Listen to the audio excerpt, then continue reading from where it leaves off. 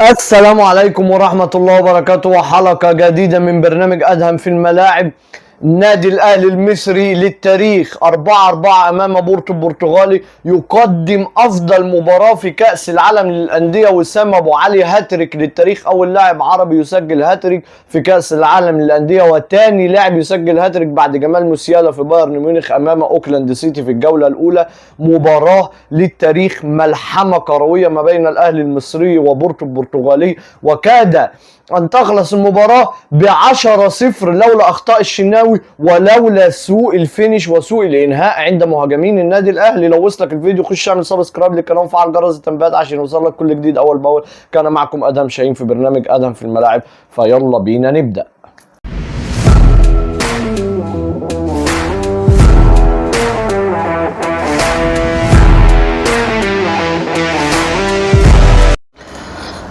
النادي الأهلي قدم ملحمة كروية أمام بورتو البرتغالي، هو أفضل مباراة في تاريخ كأس العالم، سواء بنسخته القديمة أو الحديثة، على ما أعتقد من وجهة نظري التي ليس لها قيمة على الإطلاق، إن مش هنشوف مباراة زي دي في كأس العالم للأندية غير بقى بعد كام سنة، بعد كام نسخة. مش هنشوف في النسخة دي مباراة بالحلاوة دي. 8 أهداف في مباراة واحدة، وكادت أن تصل إلى 10 أهداف للنادي الأهلي. هنتكلم بكل حاجة. لن ولم أتمنى أن أكون مشجع أهلاوي في هذه البطولة وفي هذه المباراة بالأخص. لن ولم أتمنى أن أكون مكان المشجع الأهلاوي في هذه المباراة وفي هذه البطولة. النادي الأهلي انتقدناه في أول مباراتين، مباراة انتر ميامي ومباراة بالميراس، انتقدناه انتقاد شديد، وهاجمنا النادي وهاجمنا اللعيبة وهاجمناهم كلهم. مفيش حد في النادي الاهلي كان بره الانتقاد، من اول مجلس الادارة لحد اللعيبة لحد البدلاء لحد كل حاجة. كل النادي الاهلي بكل حاجة فيه كانوا في الانتقادات، ودي المباراة اللي هتنقذهم، اللي المفروض بيلعبوا. انتوا بتلعبوا على شرفكم وعلى كبريائكم الكروي. النادي الاهلي نادي كبير، ما قدمتش حاجه في البطوله. تنينا نقول ارقام سلبيه، اكثر من سجل فيه اهداف، دخل فيه اهداف في مرماه هو النادي الاهلي. اكتر فريق خسر مباريات في كاس العالم للانديه هو النادي الاهلي. فانت دلوقتي حققت ارقام ايجابيه حلوه. اول لاعب عربي يسجل هاتريك في تاريخ كاس العالم للانديه هو وسام ابو علي من النادي الاهلي، فدي حاجه تحسب. اول فريق غير اوروبي يسجل 4 اهداف في فريق اوروبي هو النادي الاهلي. يعني اول فريق مش في اوروبا، سواء امريكا الجنوبيه بقى، اسيا، افريقيا، المهم ان هو مش من اوروبا، يسجل 4 اهداف في فريق اوروبي. ويا جماعه يا جماعه 4 فرص، 4 انفرادات صارحين، 4 فرص محققه، يعني ما فيهاش فيها وعليها، ده محققين ان هم اهداف النادي الاهلي ضيعهم. غير الفرص اللي هي بنسبة 90% اكس جي بتخش جون، ده غير الفرص دي. انت بن شرقي لوحده 3 فرص محققين ب3 انفرادات ضيعهم. انا يا جماعة كل ما افتكر فارس عوض كان خلاص هيسيب التعليق ويمشي، كان هيتجنن. بالذات الانفراد الاخير بتاع بن شرقي ده، هو عمل كده بن شرقي اتصدم يا ولده، جاله ايرور في دماغه، اللي هو الدموع. ازاي الكرة دي ضاعت؟ كرة عمر كمال بص تعالى بقى نبدأ من الأول خالص. تشكيل، بداية من التشكيل. اليو ديانج ده إصابة حمدي فتحي جت من عند الله، عشان اليو ديانج الغلبان ده ينزل ونكتشف إن هو عمود أساسي في النادي الأهلي. يا جماعة رقم 6 الديفندر مش مهمته يقطع الكور، ومهمته دفاع بس. الكلام ده كان زمان. رقم 6 الديفندر ومهمته قطع الكور والتمريرات، في لما تكون الكوره مش مع فريقه، ولما تكون الكوره معاه بقطع الكور والتمريرات. عنده رؤيه وعنده دوران بالكوره، يقف على الكوره، يقدر يراوغ، يقدر ليه نظره ورؤيه في الملعب. هوب ثرو هنا، ثرو هنا، باص هنا، باص هنا. مفيش ميس باص ولا ميس باص طلع من اليو ديانج. كل الالتحامات الثنائيه هو كسبها. اليو ديانج بعد وسام ابو علي ومحمد بن رمضان هو افضل واحد في النادي الاهلي. كل الملحمه الكرويه اللي حصلت هم 4 بس اللي هتشيب بيهم. وسام ابو علي على راسهم رجل المباراه وسجل هاتريك، محمد علي بن رمضان، واليو ديانج، وبيكهام. غير كده النادي الاهلي بقيه اللعيبه مفيش. محمد هاني ومحمد الشناوي هما سبب ال4 اهداف اللي دخلوا، 3 اهداف اللي دخلوا النادي الاهلي من ال4. تخيل عزيزي المشاهد، 3 اهداف من ال4 اللي دخلوا في النادي الاهلي السبب الرئيسي هو محمد الشناوي ومحمد هاني. محمد الشناوي الجون الاول، محمد هاني الكرة خبطت فيه اللي جت خدمت بتاع بورتو، راؤول مورا، اسمه مورا بيتهيألي على ما اتذكر، ودخل الكرة طولت، اطلع الشناوي اطلع امسك كرة، يالا امسك الكرة، ما الكرة قدامك امسكها، لكن مفيش. طلع بطيء متأخر، هوب الواد دب دريبلين، دخل يا معلم لم الشناوي ودخل عدى وجاب الجون الاول. الجون الثاني الشناوي بيتفرج عليه بيعمل كده، بيقعد على الارض. ما تترمي يا عم، اترمي، هنقول انك اترميت كده وعملت مجهود وبتاع. فحاجه سبب رئيسي في 3 اجوان. الجون الرابع هو اللي بتاع الركنيه، الجون الركنيه ده سوء تمركز من بيكهام. فانت بتتكلم ان النادي الاهلي الاخطاء الفرديه بتاعت محمد هاني ومحمد الشناوي دي لو ما كانتش موجوده، طب ما هو يا جماعه كنا هنطلع 3-1 وعلى الاقل انت كسبان ومعاك 4 بونت وخدت فلوس ومكسب وبسكور رهيب على نادي اوروبي وماتش للتاريخ. انتوا ليه بجد بتعملوا كده؟ بتعملوا كده ليه في جماهيركم وفي نفسكم؟ ليه المعضله دي؟ ليه من الاول خالص، من اول انتر ميامي انت حضرت كاس العالم في الماتش ده؟ انت جيت متاخر قوي ومشيت بدري قوي ومشيت على طول. جيت متاخر قوي في ماتش بورتو ده وبعديها على طول انت مشيت. الناحيه الثانيه كان بالميراس ممكن يعملها على الاقل. انت خارج في الاخر بعد الملحمه الكرويه اللي انت عملتها. في صوره كده جايبين لعيبه بورتو نايمين ولعيبه الاهلي نايمين والعرق والجهد وبتاع، ومكتوب فشختوا بعض على الفاضي. لا مؤاخذه يعني، انتوا ما دي الحقيقه 4-4 وفرهضه ورايحين جايين وانفرادات. انا اول مره على ما اتذكر في حياتي اشوف ماتش بالمساحات وكميه الانفرادات دي.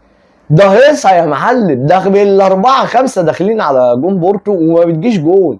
ما فيش ولا كرة من الانفرادات دي دخلت جون النادي الاهلي. بيسجل الصعب وما بيسجلش السهل، مع ان السهل اللي جاله في الماتش ده اكتر بكتير من اي مباراة على الاطلاق. عد معايا الكور المحققه. كوره عمر كمال الحارس طلع بره وراح لامم والجون فاضي، راحت خبطه في المدافع وطلعت، ادي واحده. كوره بن شرقي وزيزو وكان معاه الثالث مش فاكر مين، وبن شرقي خالص ادي الواحد منهم انفراد جون، ما اداش لحد والكره اتقطعت، ادي الثانيه. كوره بن شرقي الاولى اللي خبطت في رجل الحارس وراح المدافع مطلعها بعد ما عدت الحارس، ادي الثلاثه. كورة بن شرقي الأخيرة اللي هو انفراد طلعها بره أصلا، ما أعرفش إزاي، لو اتعدت مليون مرة أي حد في العالم هيجيبها، أدي 4. كورة اللهم ذكرني، في كورة كمان كانت برضو هدف محقق، جريتشار اللي جات لجريتشار وسوء كنترول منه، لو يعني سند الكورة بس برجليه انفراد وشوت يا معلم جون. 5 فرص محققين انت ضيعتهم. تخيل عزيزي المشاهد كده، حط في دماغك السيناريو ده، لو ال5 اهداف دول جم على ال4 ادي 9 اهداف. مفيش ال3 اخطاء او ال4 اخطاء بسوء تمركز بيكهام، ال4 اخطاء اللي حصل اللي تسببوا في 4 اهداف لبورتو، انت كنت كسبان الماتش ده 9-0. تخيل كده السيناريو ده عزيزي المشاهد، النادي الاهلي يكسب نادي بورتو البرتغالي بطل اوروبا قبل كده 4 مرات، 9-0 في كأس العالم للأندية للتاريخ يا معلم. 9-0 بقى، ويا سلام بقى لو كان انتر ميامي بقى كسب، بالميراس كسب، خلاص يا معلم، اهلا بكم في مملكة النادي الاهلي. وعملت بعد ماتشين وكل العالم انتقدك، عملت مباراة للتاريخ. انا معرفش جدا جدا، انا تنيت نضحك ضحك. اللي محمد هاني لعبها طويله لقفشه، كان قفشه وزيزو ومعاهم واحد لاعب واحد بس، فالاقرب للكوره انا اهو مثلا، والكوره هنا هي جنبي، هو الثرو جالي، هي جنبي المفروض اجري عليها اخدها، انا الاقرب، وهنا زيزو جنبي. اللي انا بتكلم عليا ده اللي هو قفشه، انت الاقرب للكوره يا معلم، اجري على الكوره. هو خد خطوتين وهيجري على الكوره، راح باصص لقى زيزو، راح مهدي بيقول له روح انت، بيعمل له كده. انت ايه يا جماعه، ما تخلوناش نقول حاجات يعني مفيش كده في الدنيا، مفيش كده في العالم. انتوا اللعيبه دماغها فين؟ غالبا بنسبه 1,000,000% سوء الالهاء اللي كان عند لعيبه النادي الاهلي ده ينتج عن سربعتهم وسرعتهم. وفي كرة جريتشار اللي شاطها برضه في الحارس، لما عمل كده الحارس وقع، راح شايطها جت في الحارس، 6 فرص محققين، يعني كانت 10-0 يا معلم. تخيل 10-0 زي بايرن كده امام اوكلاند سيتي. المباراة امبارح كانت مباراة بلاي ستيشن بينج بونج. عارف انت زمان لما كنا صغيرين لسه ما نعرفش اي حاجة في الكورة، ونيجي نلعب كورة في حوش المدرسة وحصة العاب ولا حاجة، وتلاقي كلنا بنجري على الكورة. انت فاهم يعني، لو واحد مع الكرة كله بيجري عليه، واللي ياخد الكرة كله بيجري عليه. هو كان كده امبارح، معركة كروية في قلب الملعب، كمية انفرادات وكمية فرص محققة وكمية جري وسبرنتات، اشبه بمعركة. كل الصحف العالمية تتكلم عن المباراة، ولكن في الاخر 4-4 والنادي الاهلي ما كسبش ولا ماتش عزيز المشاهد في البطولة، وهو يتزيل جدول الترتيب في المجموعة، وبختك يا ابو بخيت. ولكن ايجابيات النادي الاهلي من اللي حصل ده ايه في المباراه دي ورجوعه بقى للقاهره؟ عندك حمدي فتحي هيمشي تاني يرجع للوكره ولا جاي منين ما نعرفش. اليو ديانج اكيد مكسب مهم جدا للنادي الاهلي، وهيبقى عمود اساسي. يبقى عندك خط نص، بص يعني مش عايز اقول افضل من الافضل في العالم باللي انا بشوفه ده، اللي هو هيبقى امام عاشور، مروان عطيه، محمد بن رمضان، واليو ديانج. خط نص حديدي، خط هجوم ناري، خلاص اللعيبه هتنسجم. خط الدفاع عايز تدعيمات، الباكات محمد هاني او الناحيه الشمال كوكا وكريم الدبيس، عايز تدعيمات الشناوي. المفروض خلاص بقى، خلاص قصه حارس كبير وبتاع. بس هي كرة القدم كده عامة، في حراسة المرمى ما فيهاش جدال. فانت ليك مكاسب كبيرة جدا الماتش ده. انت خلاص اعلنوا الجهاز الفني براحة 18 يوم للعيبة. اعتقد ان النادي الاهلي الموسم الجاي هيخش ياكل الاخضر واليابس، في اعتقادي بكل الصفقات والتدعيمات واللي حصل، واللي ياخدوا السلبيات اللي حصلت في البطولة تتحول لايجابيات من اول ماتش بورتو، ويبداوا موسم جديد. وهارد لك جماهير النادي الاهلي وجماهير الكره المصريه عموما. انا بجد اول مره ابقى متعاطف، بقولها علني وكلام من قلبي، ابقى متعاطف قوي قوي قوي كده مع النادي الاهلي في ماتش امبارح بصراحه. يعني انا مش هكذب، مش ما يعني كزملكاوي اكيد ببقى بتمنى فريق هو اللي بيلعب وهو بس امبارح في الماتش ده اول مره في حياتي اكون بتعاطف مع النادي الاهلي بالشكل ده، عاطف كأن الزمالك اللي بيلعب بصراحة. يعني كلام من القلب.